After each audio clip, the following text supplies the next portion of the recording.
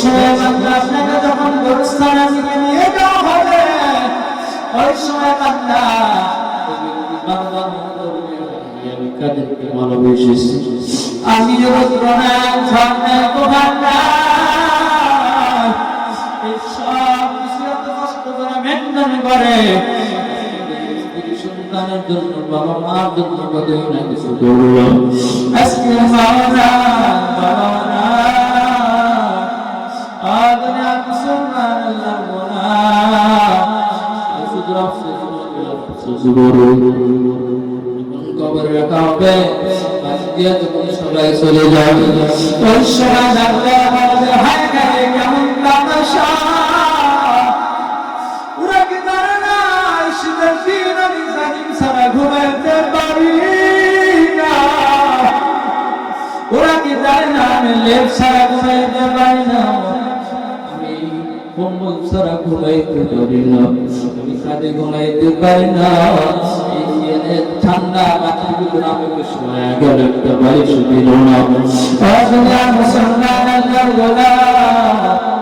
এরপর যখন আস্তে আস্তে সবাই চলে যাবে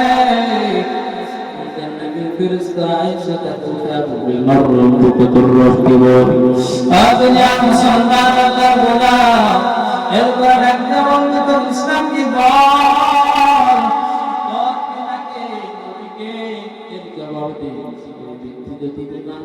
মুসলমান হয় ডাকতে বলবে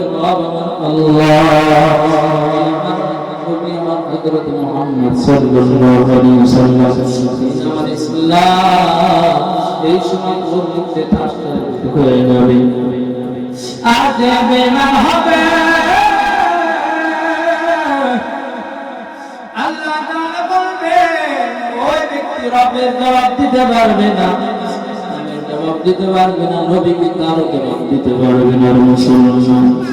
এরপর আল্লাহ তাআলা বলবেন ইন্নাল আবরারা লাফি নাঈম, যে আল্লাহ তাআলা বলেন তাকে আমার নাঈম নাম জান্নাতের ভিতরে দিয়ে দাও,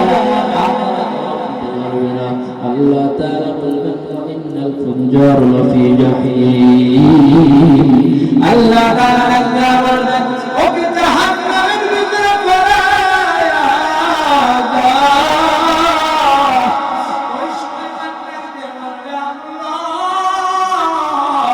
দুনিয়ার ভিতরে এই বেঈমানটা আমার পিছু করতে গেছে, আল্লাহ আপনাকে বলেছিলাম আল্লাহ এই ব্যক্তি নামাজ আদায় করেন আপনার হুকুম পালন করেন না, আল্লাহ আমাকে সুযোগ দাও, আল্লাহ আমি